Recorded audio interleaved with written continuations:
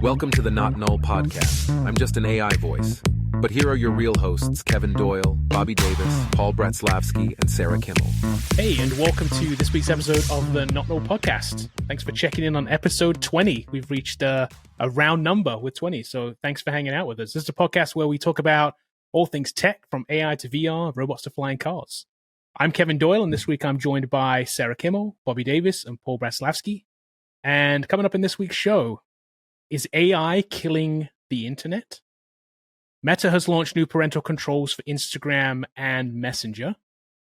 And which one of us here isn't going to buy the Robodog with the flamethrower? Because I'm sure we're all in on that. And then finally, voice clone checker from 11 Labs. And we'll wrap it up with our usual recommendations, null and not nulls. What do we recommend and what do we recommend you avoid? So let's start out with our first story then. Is AI killing the internet? So a recent article written on The Verge by James Vincent is another one of these stories that we've seen a bunch of over time, right? The internet's always dying. Somebody's always claiming the web is dying, right? So this latest edition version, if you want to call it that, of the web is dying it's dying this time because of AI. So I know you guys have all read this story and we will link to this too, but Bobby, what do you think? What are your thoughts on this? What's your takeaways from this article? And do you think this time AI is going to kill the internet? There's a couple of sides to this that I'm really interested in. Number one, a lot of people are talking about Google killing the 10 blue links, which is like this thing where if you go search, you get 10 blue links back. What they've been experimenting with is just summarizing those 10 blue links and not going over there to them.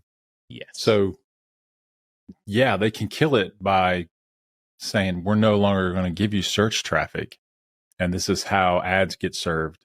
So that's a problem for actually in Google and the content creator itself. So Google has a problem. If they're not going to get ads, no one's going to run ads, and they're not being served, no one's going to be served. And if the other people can't get traffic to their sites, then they can't display ads. So there's this kind of like really circular firing squad of like killing the internet. So what I think the story's talking about is content, the AI generated content going to kill the internet. And they talked about LinkedIn creating bots that would create articles on purpose to push them into the LinkedIn feeds so that people could discuss them. And I think this will make LinkedIn useless. And I think there'll be a backlash among people like, dude, I'm tired of reading AI articles. I'll just either not read it or go find another website to do it. So here's what I think's up for grabs with AI is who's going to be the dominant search provider. And that's, I think, what's up for what AI can really do.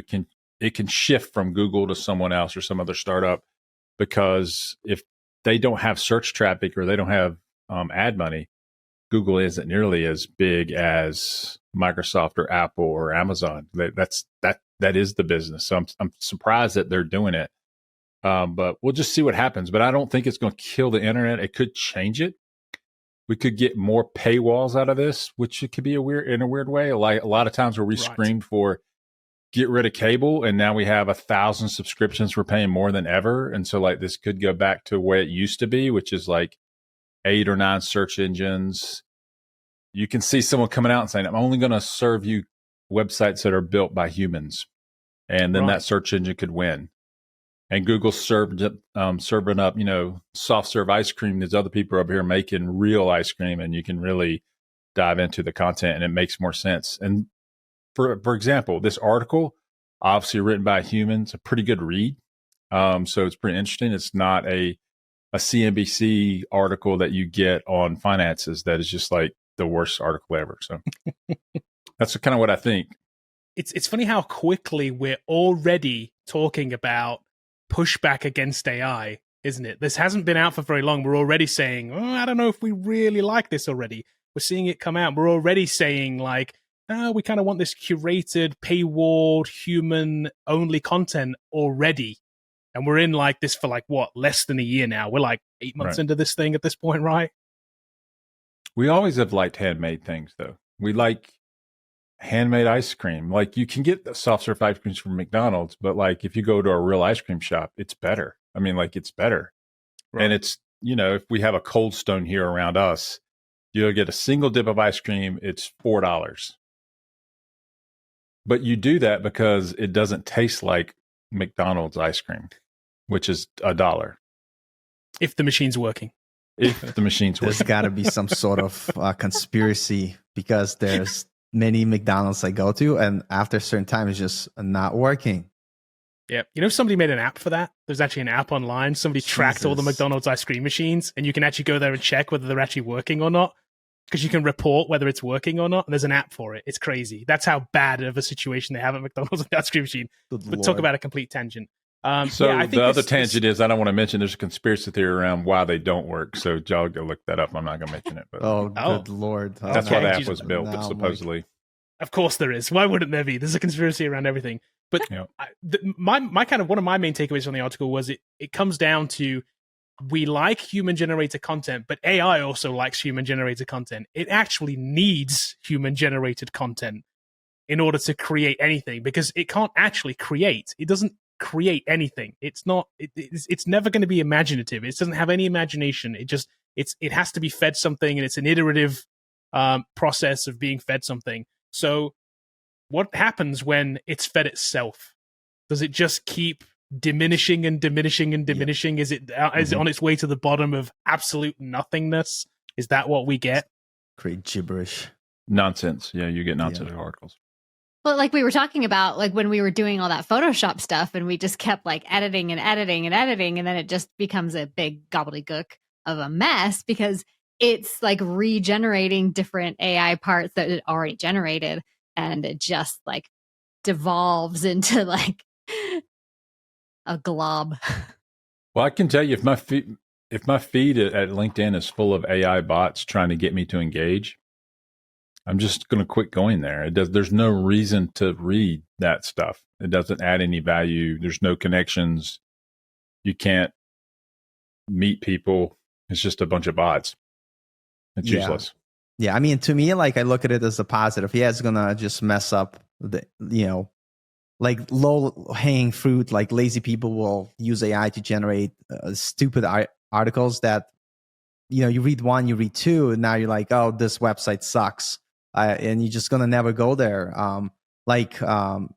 So for me, it's kind of will incentivize people to be like, man, AI content sucks because it doesn't connect with you, like Bobby said, and they're gonna find like real people to follow. Maybe it'll be through watching like podcasts like this one, or like authors giving like real opinion. But like I feel like it's in the short term is gonna mess things up, but I think in the long term, people are gonna miss that human element of it. And I'm all for having a paid blog if anybody wants to subscribe, So it's kind of funny because it comes back to my point around like we're already pushing back on this AI content. It seems like I have a feeling one of the next big companies that come out of this will be anti-AI. It won't be something that actually embraces AI. It'll be something that is very anti-AI. They'll say, no, we're doing this. Like Bobby said, a search company that says, we're not going to include anything generated by an AI. Yeah. And that could be a giant company. I mean, I've been generating AI content for a while, and that like you get kind of tired of it because it's like more of the same. And so the way I look at it, it's like the reason why it won't take over long term is because why would you want to see somebody else's generated AI content if you have ChatGPT right here? You could just ask your own questions and get the answers that you want that like tune to you. So I think there's going to be like two ways people are going to consume content. They're either going to consume content that they generated themselves from using ChatGPT by asking questions, or they're going to consume content that actually brings real value to them, that has some depth to it. You know what I mean? From like real people.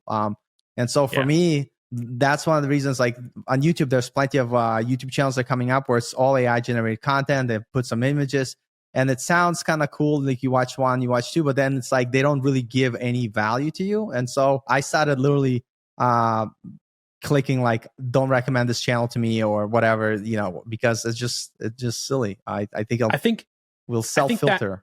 That generalized content is missing the point of AI. I think one of the great like points of AI is when it can be hyper personalized to you, right? So if AI can create something that is very personal to you, that's great because it brings me in. That's kind of cool. But when it creates this like YouTube video that's for everybody, it doesn't really, it's not good. That's why I kind of like the Spotify AI DJ is kind of cool to me because it kind of recommends it based on your music taste. It says your name. It's hyper.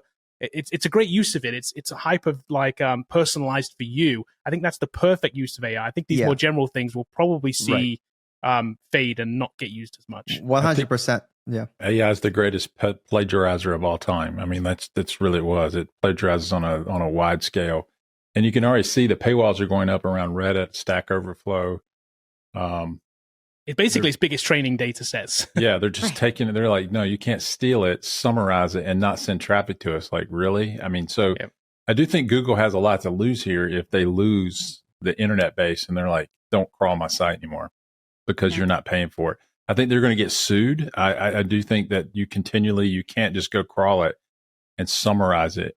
Because it's just, you're basically, sometimes it's word for word. They're just stealing the content. You can't do that. Because this, so right now, just on the screen, for those of you that are watching on YouTube, you'll be able to see this. For those that are listening, basically I've searched for artificial intelligence in Google and you can see it's brought this AI generative summary to the top here. Now, where this content came from, it came from somewhere. It gives you some links over here. It's not a direct attribution, but it gives you some links as kind of like an idea of follow-up articles as to where it came from. And without these, it wouldn't be able to come up with this. But if I'm just looking for one thing, I may not scroll past this initial. If this is enough information for me, I may never click one of these links, or I may never scroll down and click one of the stories down here or one of the links that are down on the page. This may be enough for me, and that could be a problem. Yeah, there's competing goals here. So Google wants to get you the answer as quick as possible. And the person creating the content wants you to click through and read the content on their site. So, who really owns that content? Like you guys were saying, they're going to maybe get sued because it's getting plagiarized. Because here's the content that I took the time to create, but you don't have to come to me to get it because Google just wants to give you the answer as quickly as possible. And that definitely is going to kind of change the way content creators will look at creating content, because now I think what's going to happen, it's going to kill off a lot of the lazy content creators that creating average content that the average AI generated answer will be like just as good. But enough. People that are creating stuff that's enticing, like, and people have a real reason to watch or participate in, I think they're still going to consume it. So for me, I feel it's just going to force everybody to make better content and not be lazy, because like the low level content will not be able to compete with AI for sure. And another thing, like from the standpoint of generating content, I think people who jumped in the wagon of spamming like Google with articles for SEO with AI generations, they're missing the point, because like it's just terrible articles and they're not trying to come up with actual solution how to use AI to generate something that people will actually like to like do and participate with. Like for me, like I was like, oh, I could also like, and I did an experiment of doing AI generated content, and I actually got bored of it because it's just like, it's really stupid and it's very generic. And so instead I was like, how can I use AI? And this is something that I'm working towards while learning like AI, is like, I want to create a interactive story with AI where people are able to communicate with the characters in the story and have this role-playing adventure, which is always different every time they, interact with the story. And I'm like, and that's interesting. None of these like, generic articles. And I think people just will have to use their imagination to come up what cool ideas you have to be able to, use AI in a way that's like new and cool and engaging and exciting. And it's not going to be this generic content. Yeah, I think in the short term, these guys that are chasing this SEO kind of Google game, it's the chase for the dollar, isn't it? It's the lure of free money, as Bobby calls it all the time. It's the lure of free money. It's doing the least amount of possible for the most amount of return. Right. And it's not serving anybody other than their own pockets. The thing that isn't being talked about a lot is a lot of times they summarize these articles, and I've seen them summarize New York Times articles, which I know is behind a paywall. And people are starting to complain about that. You can't go behind the paywall, summarize the article, and then not direct them over to it. And that's a problem. So it's just a matter of time for these other media companies sue Google for doing this, and Microsoft potentially with Bing, or another search engine comes up and starts paying people for content so that they can serve the search results up. Before, they needed Google to be discovered, and now you're not even discovering me, you're just stealing it. So it's really bad. So like something will change and something will break, and it's up to Google if they're going to be a good player or risk it all and trying to get free content. I think we'll see a return to kind of how it was in the beginning of like blogging and stuff. I've been blogging since like 2006, and in the original days, you were following specific people. You're like, oh, I need to like see the latest blog post from this specific person. But then as search got better, we didn't really care like who was writing the articles. We were just searching for the answers that we were particularly looking for. And we didn't follow specific people. I think we'll get a return to that, where we're following specific people because we trust them and we know that their content is good. Right. Agreed. Okay, let's move on to our next article, then our next story here we want to talk about. So Meta has rolled out some new parental controls for both Instagram and Messenger. And I know this is the perfect article for Sarah to talk about because she already made a video on this. So I'm not even gonna detail it. I just know that they've launched some new features for both Messenger and Instagram, some new parental controls. So I'm just gonna ask you, Sarah, what are they, and are they any good? Do they go far enough? Are they what you were looking for? First, not quite what I'm looking for, but good try, Instagram, or Meta, I guess. But they rolled out these parental supervision features a while back, but they have just added to them with this new update. Okay. And so with the new update, originally you could see who your kids were following, and that's about it. Like there wasn't a lot of oversight. Like it was like, oh, okay, great, I can see who they're following. But I couldn't like block anybody that they were following. I couldn't approve anybody that they're following. So like it's super, super limited. It just gives me like a really small window. So with this new addition, they have added, I can see more details about the people that my kids are following. So I can see if they have a lot of like mutual friends, and that way I can maybe determine if they know this person in real life. It's not going to, again, allow me to block any of those people or do anything about that. And then it also shows me some of their settings, like their privacy settings. Like, so if they have set that anybody can direct message them, or other privacy settings like that. Again, I can't change any of those settings for the child. I can only see what their settings are. So it's still super, super limited, where I'm like, okay, well, great. I do encourage parents to have conversations and to be open about the parental controls. So, it doesn't necessarily kill everything that I can't enforce that from my side. But a lot of parents do need a lot more enforcement that don't have that, maybe they have a little bit more rebellious child than mine or something. So it's really helpful if they can enforce those rules that they are setting through these parental controls. So I always say this, actually, TikTok has the best built-in parental controls of any social media app out there. Crazy. I know, and it's crazy, but so whenever I'm talking to parents, I'm like, actually, TikTok's got the best one. But so this is still really, really missing the mark, but I'm glad that they are continuing to develop it and continuing to release features for it. So I have a question then. These are openly, like, the child knows that you have these controls, right? These aren't stealth controls. These are just these are open controls, right? Yeah, and actually the child has to basically invite the parent to have that supervision. Okay. Generally, I would just do that while I'm sitting next to my child. We go into their Instagram account, invite the parent, and then accept it from my parent Instagram account. So I'm really open with kids about all parental controls, because I don't believe that you should hide that fact. If you're going to put that on there, you explain why you're doing that, and you explain like what exactly you can see and what you can do. And so it kind of builds that trust a little bit as well. But so they should, like, unless you like took their phone and like did all the inviting and everything like behind the scenes, they might not know that it's being supervised. The new supervision actually also shows you how long they've spent in the app. So it gives you like time reports on how long, but you can't limit the time. So you don't recommend making a ghost Instagram account and then inviting your kid to follow you and be friends with her? Yeah. Well, and so kids you can actually spy on who she's talking to. Right.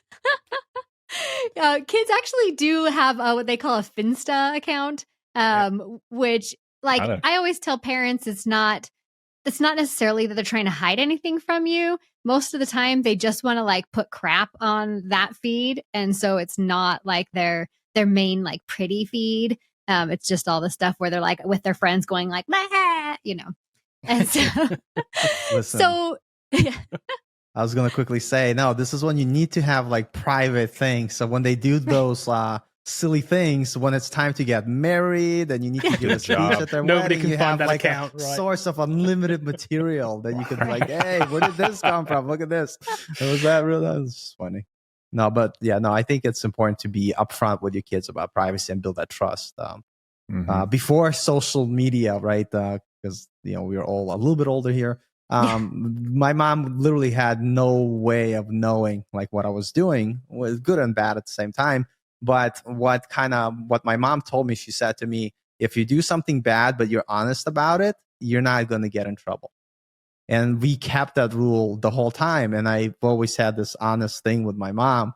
And even though sometimes I would tell her something terrible I did, she's like, well, he kept his end of the bargain. Even though she didn't want to hear what I had to say, she would keep her end of the bargain.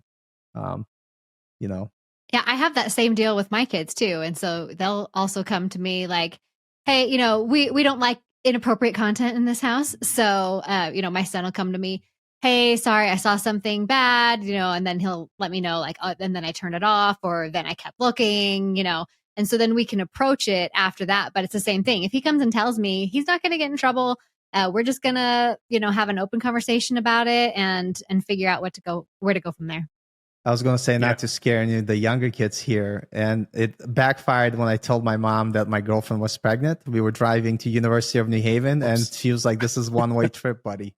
This is where I'm dropping off and this is where you're living. And we didn't talk to each other literally until my daughter was born, like 9 months later. And she was like the unifier of everybody's love because babies are wonderful. But it was funny. It's like, because I remember graduating, like, not graduating, but finishing the semester, being like, I have no home to go.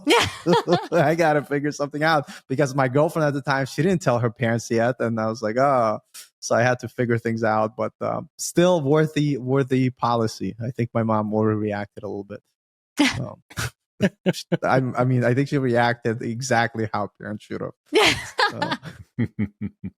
Yeah, it's kind of it's a whole, obviously, Sarah, you talk about this a lot with your family tech channel. It's like there's a lot of controls you can put in place around trying to protect kids online and those kind of things. And isn't there an age limit for Instagram Messenger anyway? Isn't it like is it teens?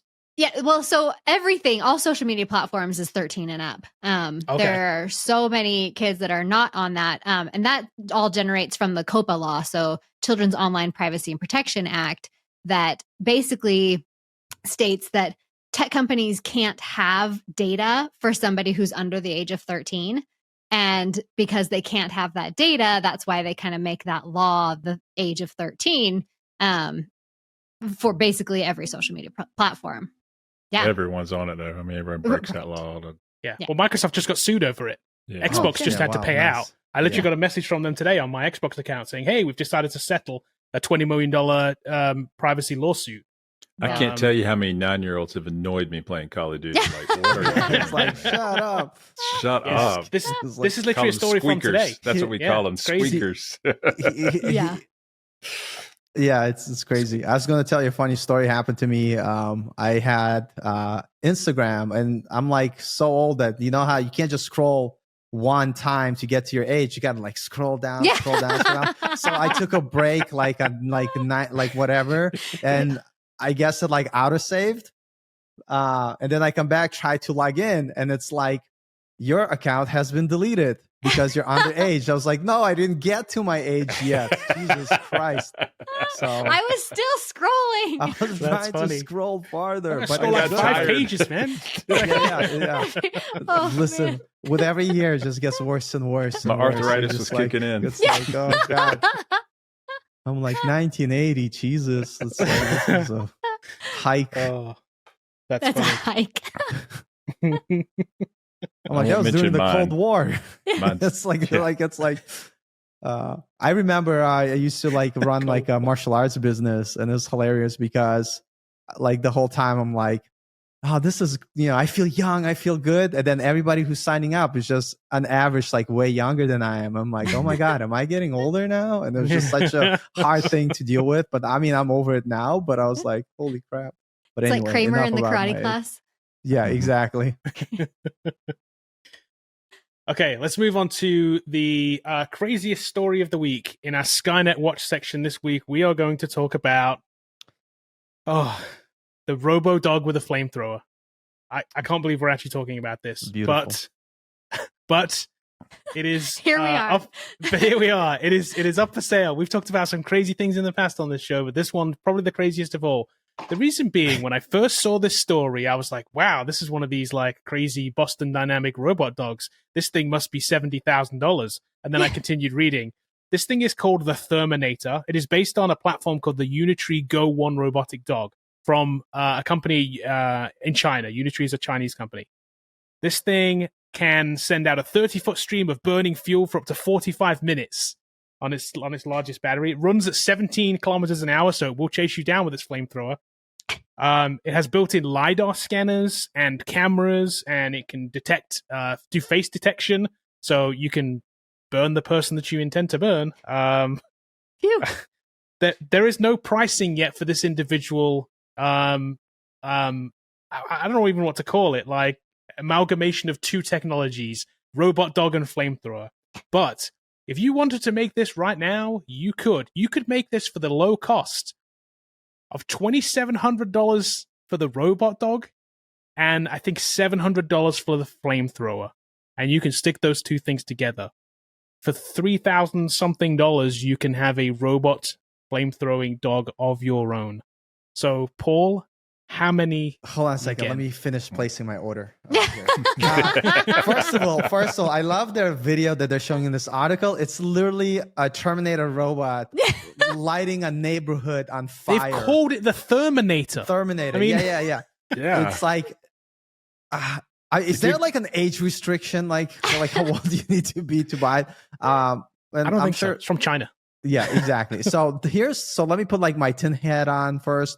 If it's, I heard say from China, so I'm like, if I was a part of Chinese government and we sold like 1 million of these units with like a backdoor secret code that at 12 p.m. on next Christmas, it just lights everybody's neighborhood on fire. I mean, that'll be bad. I'm not saying that's what they're doing, but all honesty, Stop giving people ideas, Paul.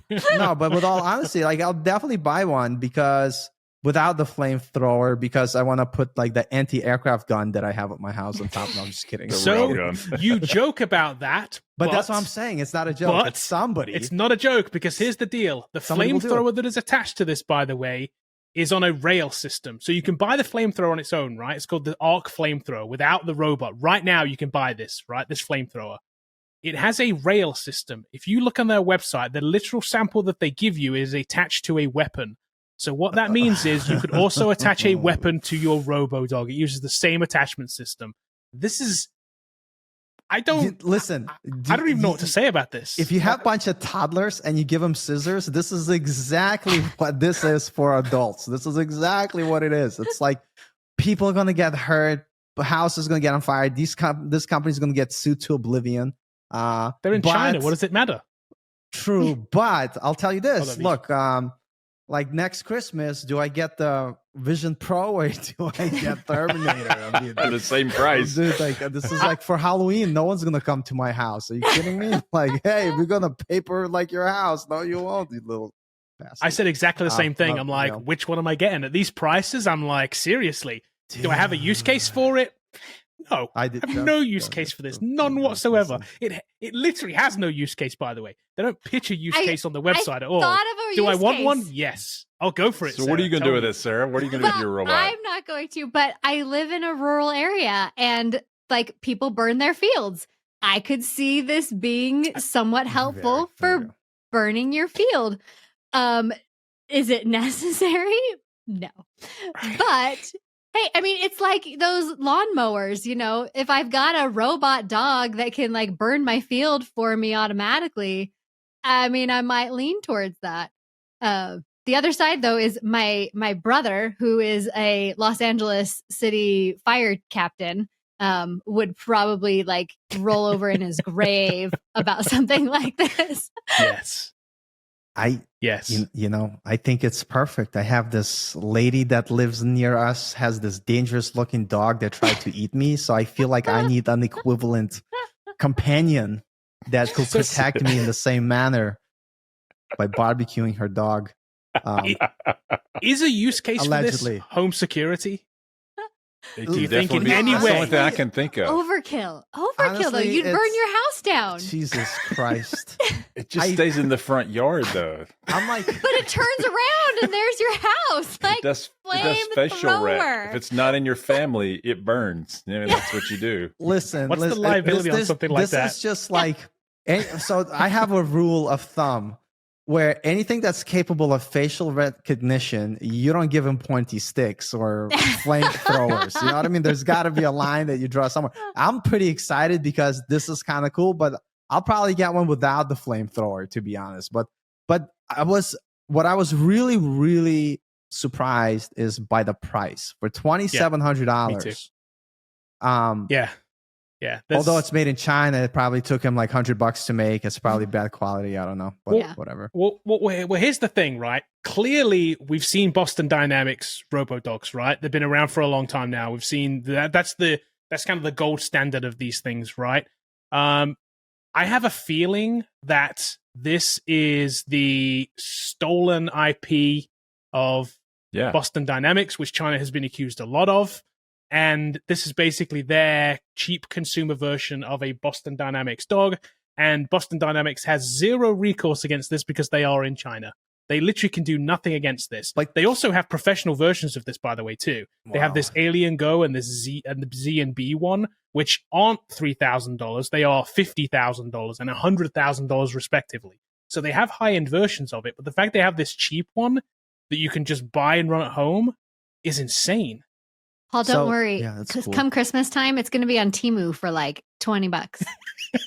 Listen, I am just so excited right now. This is definitely going to be my not null. Is because literally I was thinking, what kind of apps can I create with Vision Pro? Because I was like, their development kit is out, or whatever. And now, like, the answer is right there. Is you build an AR thing that allows you to control your fire setting death Through goggles. thing machine that you gamify.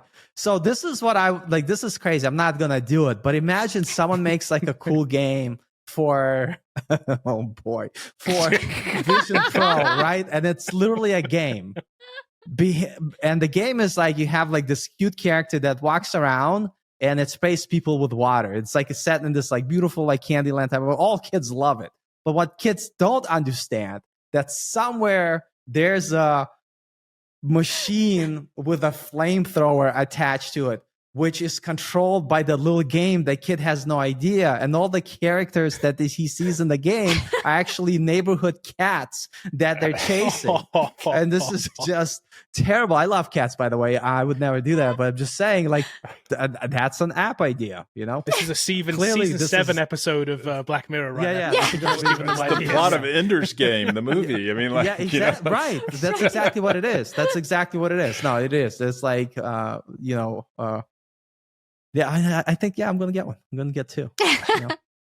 Well, now we've found out what could get you banned from Amazon. If the Amazon driver comes to your house and you set Right. the Amazon truck on fire, they have a right to shut down your Echoes and all your devices. So now we Agreed. know. I think we can all agree on that. That's one. the limit. I think that's the limit. line. But That's the line.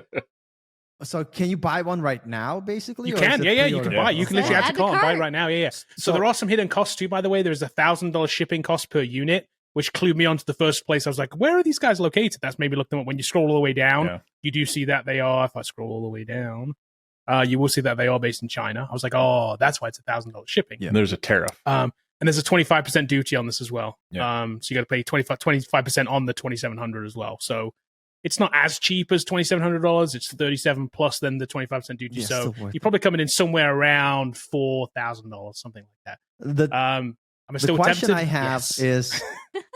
is the U.S. government just going to be like, hell no? Right. That's well, what here's I'm the wondering. issue. Right. Well, here is the issue because I agree because of IP issues. Because I genuinely do believe that it's probably a Boston Dynamics like intellectual property made this thing. I don't think they created this thing, especially not these prices. Secondly, there's issues with we have issues with Chinese companies and data. We've talked about this a lot on here. TikTok being one, but companies like Wise too, with cameras and their lights that Paul loves so much and those kind of things.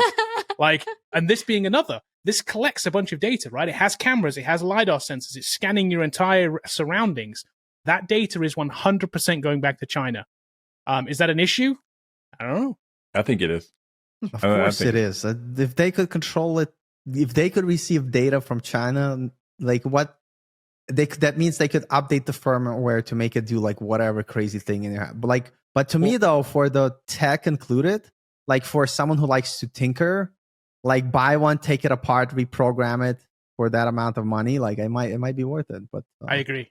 Yeah, you know, I agree. It it's- seems fun, doesn't it? And that's why I'm thinking like there's this toss up between do I want one? Yes. Are there security implications? Yes. Could they ultimately? There's this thing. So let's say that we all bought the Robodog, the whatever they call it, the Terminator, right? And all that data is going back to China, and China's like, you know what? Just turn on all the Terminators and just have them cause chaos. Exactly. Would they do that? I don't know. Maybe. Of course they can. Of course they can. That's a worry. Of course they can. Yeah. If Windows could auto update your computer without your permission, of course China could do killer robots that you could. No, not AI. unleash into the world. iRobot, where they all get iRobot, the yeah, update. exactly. Yeah. Yes. Exactly. Yes. That's That's why I said it's like Order 66 in Star Wars. Yeah. It's Right, the yeah. same thing. Yeah. yeah. It's, but Crazy. that's crazy that we live in a world where you could buy a robot with a flamethrower that has the ability to identify your face and point the thing. It might at be the you. craziest thing we've ever talked about on here, but also the reason that I wanted to talk about it too was the fact that it's not only like sci-fi and feels like way futuristic. You can actually buy it right now, and you don't have to have $50,000. Yeah. It's insane that you can spend about $4,000 and just get one shipped to you from China and have a flamethrowing robot. It's nuts. You don't have to be Batman to. It'll be No, hilarious if one of us buys it and while we're doing like a stream, it just comes up behind you like, all like, hey. You know? so that's it. Reviews next week when they, when Not they null. come in. Not null It's going to be section. somebody's null or not null. That's for sure. Imagine if they sponsored us and it's like, oh, it's really, really cool. But at the same time, I think we're breaking some sort of laws promoting fire, creating, breathing machines, Definitely. getting The them, name- Some of the the name's farmers great borrow too. it. getting them, Fine. sure. Crazy stuff. Okay, let's move on to our last story here then before we get to our nulls and not nulls.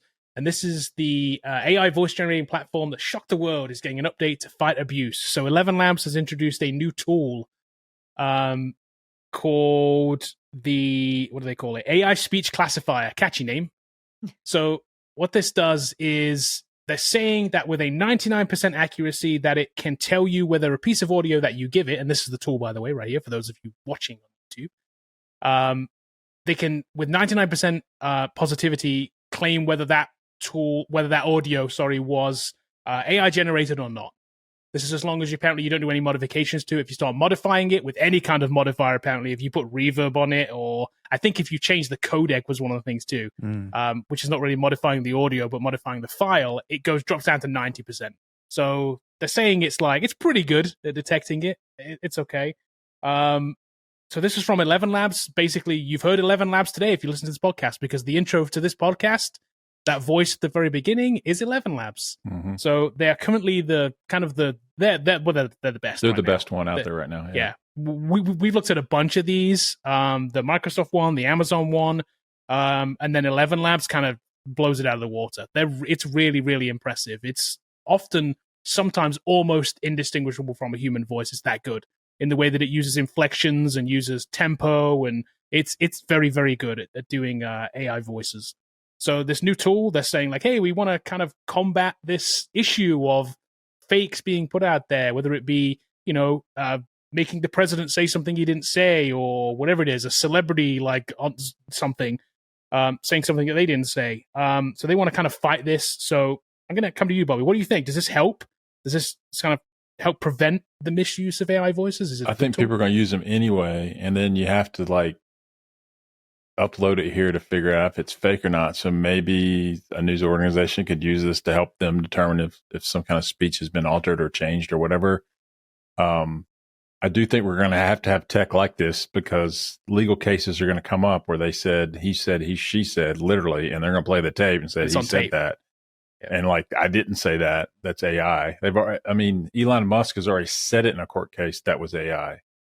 Like even when, so you need to know if the voice is AI or not. So it's sort of like the new genetics or the new DNA, so like it's kind of crazy. I think it'll help. But I think ultimately it's like anything that's software driven. I think the cat's out of the bag. Eventually they'll figure out what this is doing and disguise it, and it won't be able to be recognized. It'll be indistinguishable from a real voice. Maybe that's a while, but we do need tools like this, because it's gonna happen. Where you're accused of something you didn't say. I'm gonna use that in reverse. I'm gonna hook up my phone that my normal voice ran through the AI system. So anybody recording my phone conversation or anything, it's all gonna be fake, even though I said it. So when it goes to a court of law, I'll be like, well, did I say it? No, clearly said by the machine. Correct me if I'm Probably wrong. is something to that. I thought the article said that it actually only detected if 11 Labs generated it. Oh, did it? It's useless. Maybe I missed it, but I feel like maybe I missed that. Maybe I missed that. But here's the thing though. You have to go out of your way to kind of run this tool. I think to Bobby's point, you kind of have to go out of your way to run this. So it's like, if you're specifically looking for the thing to check if it's real or not, great. But this comes back to the thing that I've said all the time. It comes back to the Pope picture. That in peripheral scrolling, it like doesn't matter whether because you can tell the Pope picture's fake if you look for certain things. But in just like passing, it doesn't matter. Same likewise with this. As soon as somebody hears the president fake saying something, it doesn't matter whether you can run it through this tool or not, or somebody says it's wrong. They're going to just believe it from then on. You can never tell somebody that that's now fake, because they're just never going to believe it. Yeah. It's that last sentence in the first paragraph right on that screen right there. Like, this tool will be able to decipher whether uploaded audio contains AI generated content from 11 Labs or doesn't. So the other thing too that's not as well known is like when you look at the 1,000 other providers out here, they're primarily based on two companies, AWS and Microsoft Voices. So both of those have AI platforms that the other people are just reselling. 11 Labs is unique from those, as I understand it, that they're the ones that are like really innovating on this. And like the Microsoft stuff and the AWS stuff, while it's good, it's not as good. So you would expect a similar tool coming from Azure and coming from AWS to say, hey, this voice was generated on our platform. They actually should probably have to, at this point, just record every voice that was recorded and keep it, so they can just match them up and say, yep, this was recorded here. This was generated from here. This voice, this text at this time. And that way you can start looking into like, when is it been built out? And you don't have to determine if it's fake or not. You can tell when it was generated. That's kind of what I think these big providers are going to have to do. I would probably say that they're already doing that. Like anybody that uses any of those services, even if you don't put your real email, whatever, they probably have your MAC address with your IP address, like, and to whoever, and everything's recorded. So because if someone uses it for nefarious reasons and it comes back to the company, they want to have the ability to figure out who the person is.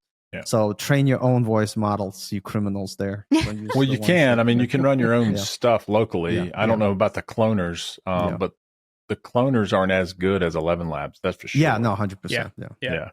I'm not going to tell you who our AI voice is trained on because it's trained on somebody famous, and I don't want to I actually don't think it sounds like him though. It doesn't because I modified it enough, but I liked what it came out with. Yeah. Okay. After I'd modified it, so I'll tell you guys after when we stop. Yeah.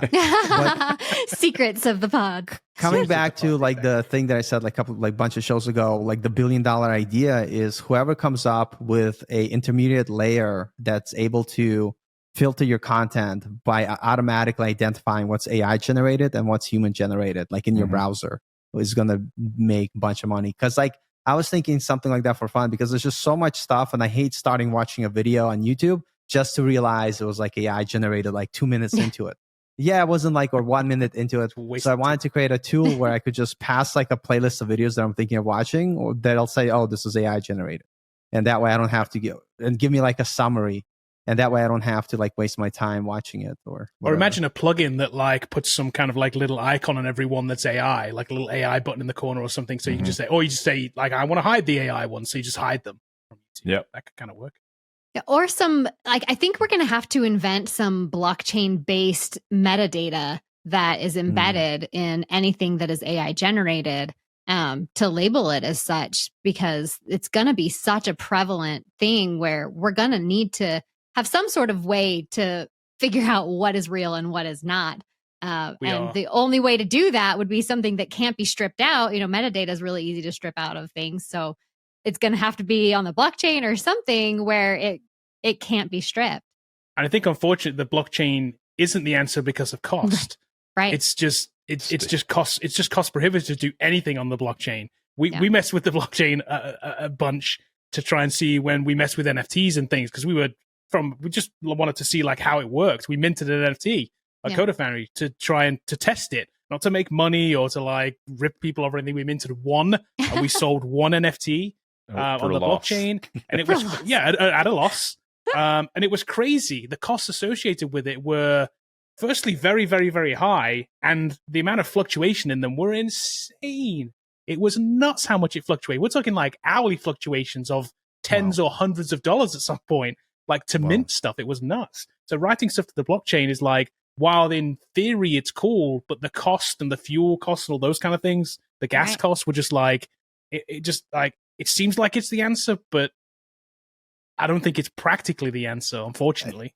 No, I think it's going to be a universal ID that's tied to your DNA, where you have to use the I thing to, one world government, whatever, just saying. That's also how you control your Robodog. Yeah, exactly. It's use the same ID. It's that's why they're making Neuralink, so that way it's just in your brain and just wired in. Yeah, wired in. Yeah, the world is crazy. I was telling like somebody, I was just like, man, my grandmother, she was went from like horses to someone landing on the moon. And I was like, nothing cool happened in our generation. And they're like telling me all this cool thing happened from medicine to like this. I'm like, that's not cool at all. And then now I'm like, Skynet's going to be real. And I'm so excited. I'm just like, this is amazing. I'm glad that I'm living through the end We're of the almost world. there. Through like, yeah, exactly. So all of these amazing Matrix. things that happen in your lifetime, Paul, and the prospect of Skynet is the one that you're clinging Matrix, to. yeah, exactly. Us being human batteries to our like robot overlords. I'm like, oh, come on, plug me back in. Come on. It's like, Wow. Wow. It's That's funny. I want to taste steak again. Yeah, exactly.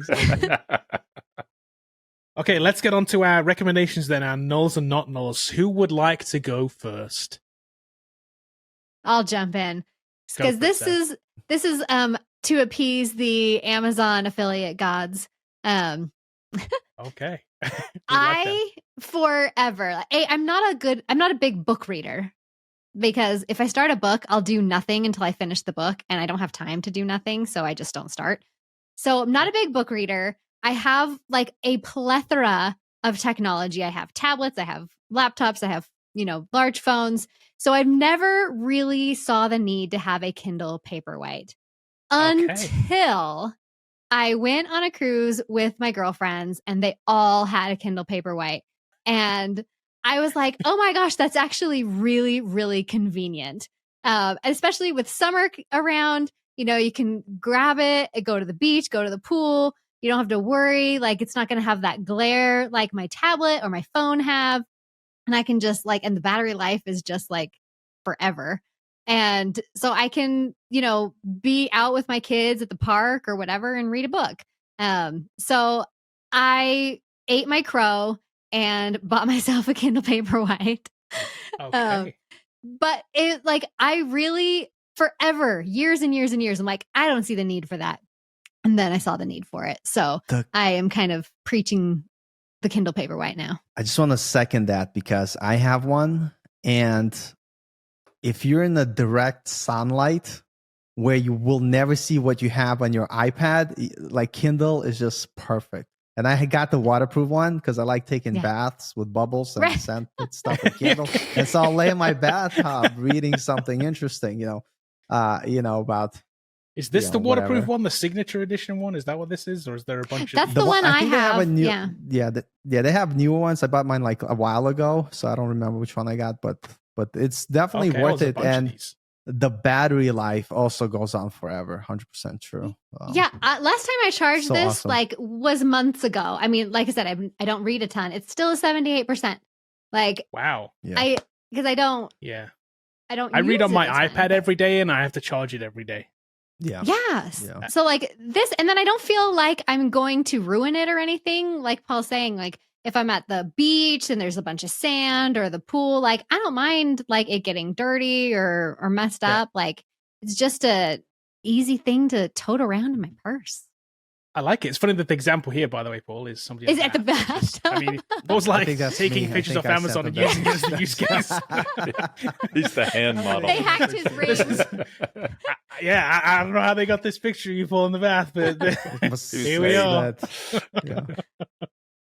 That's great. I like it. Okay, Paul, what you got? Table they got in there. For the music. You don't have one of these? He's got one all coming next week. Look at that. That is so awesome. I'll get my ice cream bowl. Not that I eat ice cream in the bathtub. No, for me, I been getting into music and, like everybody's like, oh, what instrument should you get to learn to play? And I was like, I don't want to learn any instruments, but I want to make music. So Ableton Live has this amazing thing right here. It is pretty awesome. Yeah, it's huge. But you could play like music on it and make music. And it's just like if anybody has any music kind of interests, I think this is like a must-have. It's the Push, right? Is that what it's called? Yeah, it's that one. Oh, look at how beautiful that is. Look at that. That's literally my hands also. My hands also are just He's taking this in the bath with him next. Wow. Yeah. Dude, if this was waterproof, oh my God. But for me, like as someone who is not going to be like a serious music person, the cool things you could do with it and feel like you're accomplishing stuff is just so fun. And, it's pretty cool. I've been enjoying it lately. That's great. Jesus Christ. That's not the one I bought. It's like, not cheap, but if they sponsor us, they'll be perfect because commission these got to be like $1,000. I think like mine was like on sale $8.99, which is like, it's not a cheap hobby, but if you think of like, if you have like 3 different instruments, like, it's, this is just such a good deal because you could do everything in it. So it's a pricey thing. I'm a fan too. I like these kind of things. I like these kind of things. I have just over here that you can't see an MPC 1, which is a similar kind of thing, just from a different company, but same kind of thing. It's like a sequencer. You can make like beats on it and whatever. It's cool. This stuff's kind of fun. Yeah, I like it. Cool. Yeah, okay, Bobby, what you got? Awesome.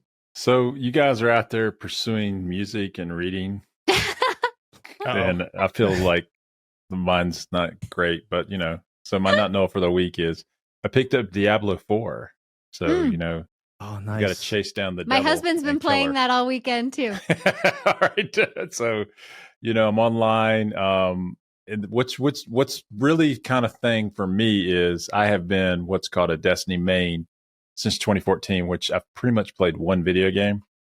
And the friends that I play with are all like under 30. And so they've switched from Destiny. So now I have no friends, so I had to play Diablo to have friends. So, but what's your class? What are you playing? I am a sorcerer. Okay. Yeah. And if anyone knows, my sorcerer wears Coder Foundry orange, and they all made fun of me when I made him have orange outfit. Nice.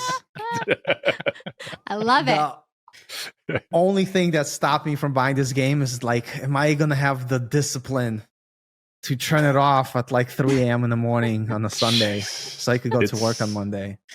And I will say this: Destiny is a teen game. Okay, it's rated T, and this one's rated M. And when you watch the first cutscene, while amazing, it earns its M. It's like, wow, Oh, okay, she just lopped his head off. Okay, well, let's go. Well, I mean, it advertises itself as "Welcome to Hell," so I mean, I don't know, it's you know, pretty violent. Welcome to the Steam. cutscenes are the gameplay itself is pretty cool. It's pretty tame for any teen player. It's just the cutscenes are it's movie quality cutscenes that they put in here, and it's the opening scene's kind of scary. You know, Typing. I thought it was anyway. Maybe I'm just an old guy. My husband's been enjoying it, so Yeah, it's fun. I like it. I just play Kingdom Hearts. That's the only game I play. What's that on? Is that a Switch game? I think you can get it everywhere. Oh, well, no, maybe it's just Anywhere. Oh, PlayStation. it's everywhere? I Okay, think it's just PlayStation. PlayStation because it's Square Enix. Oh, It's okay. Final Okay. Fantasy, like Final Fantasy meets Disney. That's the Disney part is The where Disney I part's come what in. got you. Okay. Yeah. Huh. Okay, I got a few different things this week. My ongoing null is Twitter. Day 16 today. Man, you're still just- blocked. Still blocked. Day 16. Can you believe this? I Crazy. feel, again, just to throw it out there, suspended from Twitter. I'm not the only person, though, apparently. So I looked this up. So that I looked at the Twitter subreddit because I can't actually get on Twitter. Obviously, to talk about it. But there is a subreddit for Twitter. And there was this flagged for spam article. And apparently loads of people have the exact same issue I have.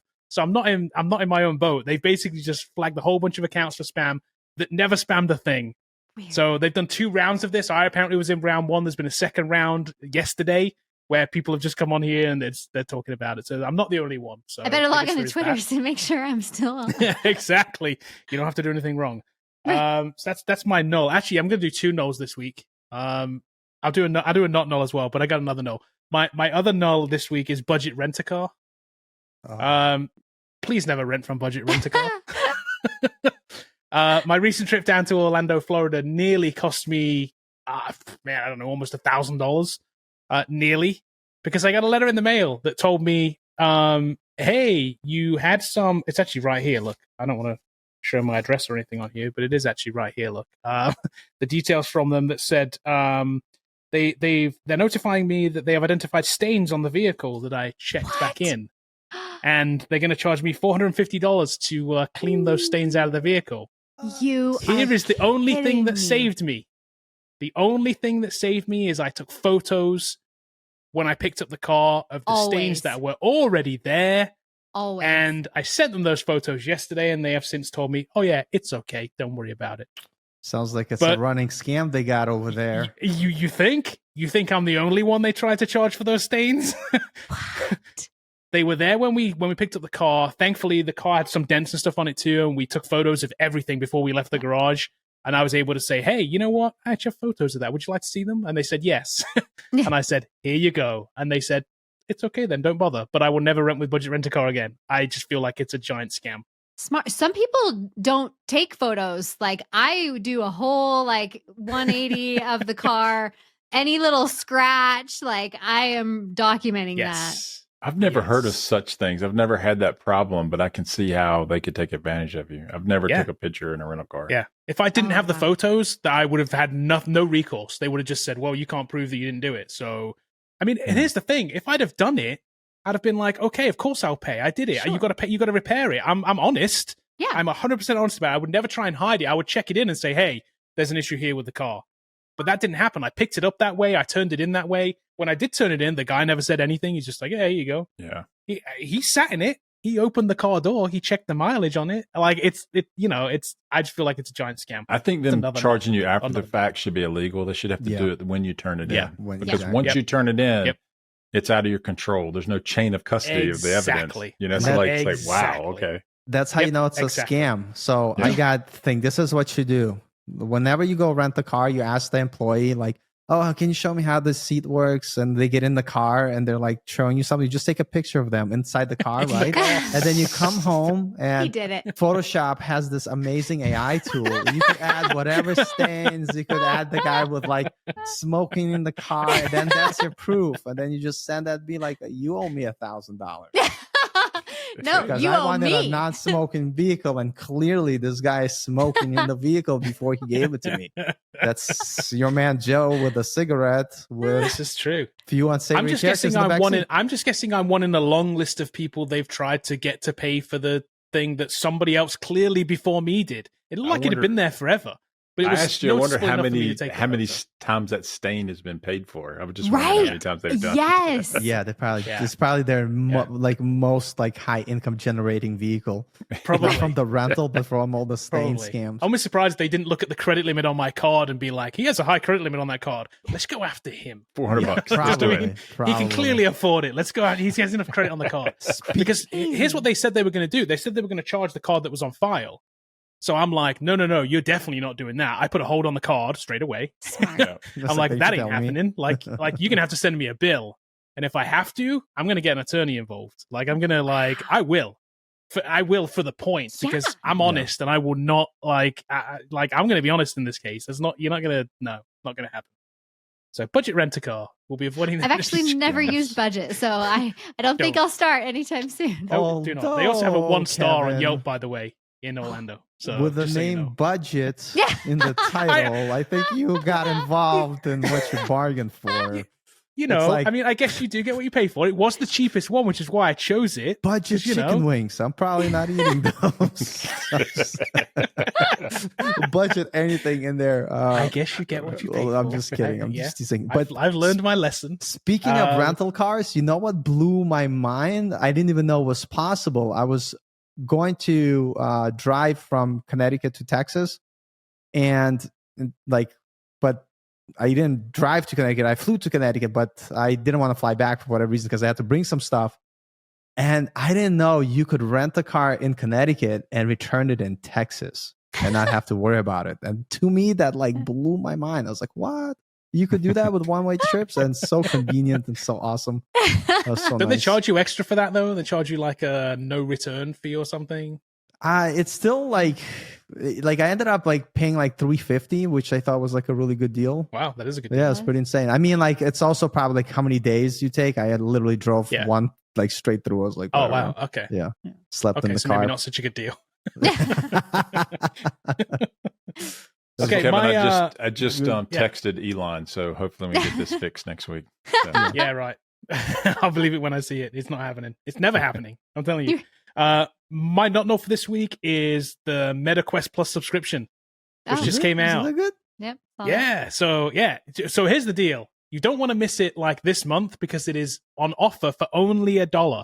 So they have this subscription now where they give you 2 games every month for this subscription fee. And the subscription is either $8 a month or $60 for the year, which by the way saves $35 on the year. So for that $60 a year, they give you 24 games over the year. Now they are rented technically, so you get to keep them as long as you keep your subscription. So, but for the first month, it is $1. Pay $1, get 2 games. One of them is $30 value. One of them is $20. So at least rent the 2 for a month, even if you're never going to continue the subscription. It's well worth doing. Yeah.